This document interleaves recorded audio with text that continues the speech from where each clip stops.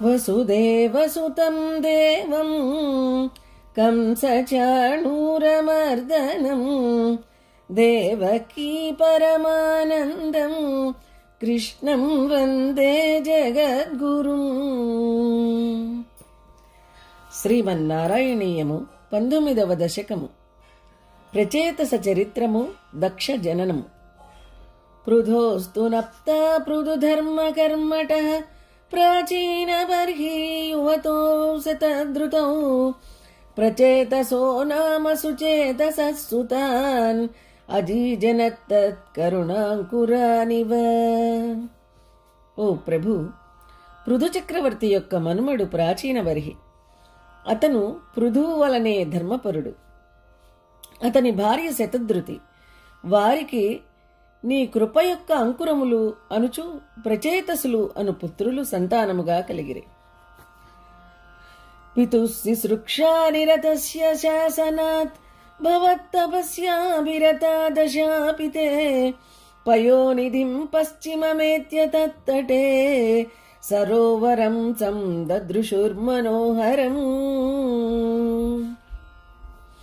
ఆ ప్రచేతసులు 10 మంది ప్రజలను సృష్టి చేయమనే తమ తండ్రి కోరికను అనుసరించి నిన్ను గూర్చి తపస్సు చేయుటకు పశ్చిమ సముద్ర తీరమునకు చేరి అచ్చట చక్కని సరోవరమును చూచిరి.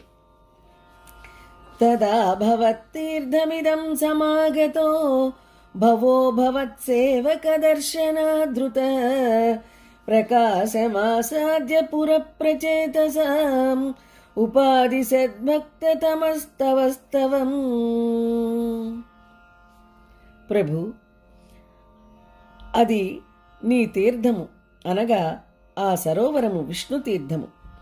అక్కడికి నీ సందర్శనార్థము నీ సేవ కొరకై వచ్చిన భవానీ ప్రియుడైన భవుడు ఆ ప్రచేతసుల ముందు సాక్షాత్కరించి నిన్ను గూర్చిన స్తుతిని ఒకదానిని ఉపదేశించెను. స్తవం జపంత తమమీ జలాంతరే భవంతమాసే విశతాయుతం సమా భవత్సుఖాస్వాదరసాత్ అమీష్వ్యాన్ బభూవ కాలో ధ్రువన శీఘ్రత.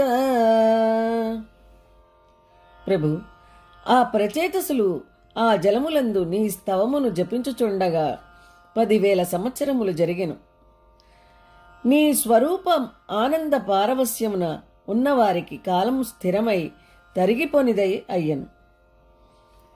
తపోభిరేషాం అతిమాత్రవర్ధివి సయజ్ఞహింసా నిరతోపి పావితః పితాపితేషాం గృహయాత నారద ప్రదర్శితాత్మా భవదాత్మతాం యయౌ.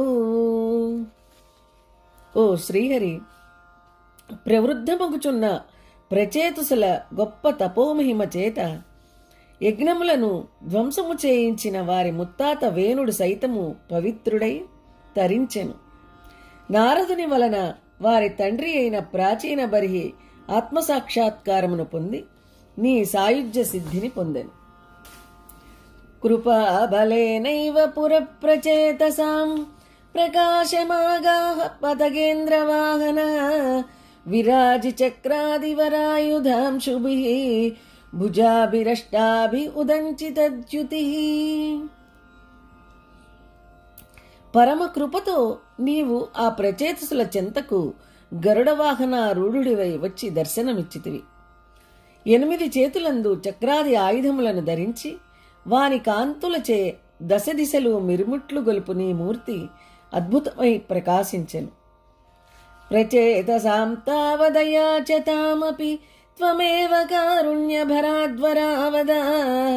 భవద్విచింతాపి శివాయ దేహినాం భవత్యసౌ రుద్రనుతిశ్చ కామద. ఓ స్వామి, అప్పుడు ఆ ప్రచేతసులు వరములు అడుగకున్నను నీ అంత నీవే దయతో వారికి వరములనిచ్చితివి. ప్రచేతసులను నిన్ను స్మరించిన వారికి మంగళము కలుగుననియు మీరు రుద్రుడు చెప్పిన ఆ స్తుతి అనగా ఆ రుద్రగీతయు సకల ఇష్టసిద్ధులను ఇయ్యగలదనియు వరములని ఇచ్చితివి. వృక్షములు పెంచినటువంటి ఒక కన్యను వివాహము చేసుకొని గృహస్థ ధర్మమును స్వీకరించి 10 లక్షల సంవత్సరములు సంసార సుఖమును పొందుడు. మీకు దక్షుడు అను కుమారుడు కలుగగలడు. తరువాత మీరు ముక్తిని పొంది నన్ను చేరగలరు అని వారికి వరములను ఇచ్చితివి.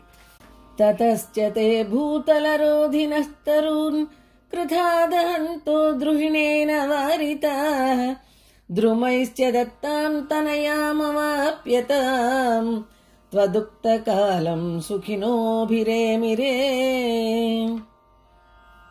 ఓ ప్రభు, ఈ విధముగా కోరకయే వారికి వరములనిచ్చి నీవు అంతర్ధానమైన తరువాత ఆ ప్రచేతసులు జలముల నుండి బయటకు వచ్చి విపరీతముగా పెరిగి భూమినంతయు ఆక్రమించి దారిని అడ్డగించుచున్న చెట్లను చూచి కోపగించుకొని ఆ వృక్షములను దహించుచుండగా బ్రహ్మదేవుడు వచ్చి వారిని వారించెను. ఆ తరువాత బ్రహ్మయాజ్ఞ చేతనే వృక్షములు తమ పెంపుడు కూతురుని వారికిచ్చి వివాహం చేశాను. ఆ ప్రచేతసులు కూడా నీవు చెప్పిన ఆజ్ఞను అనుసరించి ఆమెతో గృహస్థాశ్రమమును స్వీకరించి చాలా కాలము విహరించిరి. అవాప్యదక్షం చ సుతం కృతాధ్వరాః ప్రచేతసో నారదలబ్ధయా ధియా అవాపుః ఆనందపదం తథావిధః త్వమీశ వాతాలయనాథ పాహి మాం. ఓ స్వామి, ఆ ప్రచేతసులు ఆమె యందు దక్షుడు అను కుమారుని కనిరి. ఎన్నో గొప్ప యజ్ఞములు చేసి నారద మహర్షి యొక్క అనుగ్రహముచే జ్ఞానమును పొంది బ్రహ్మానంద పదమును పొందిరి. ఆ విధముగా కృపతో వారికి ముక్తి నొసగిన ఓ పరమదయాకర, ఓ గురువాయూరు పురాధీశ, నన్నూ రక్షింపు. నమో భగవతే వాసుదేవాయ. శ్రీమన్నారాయణీయము 19వ దశకము సమాప్తము.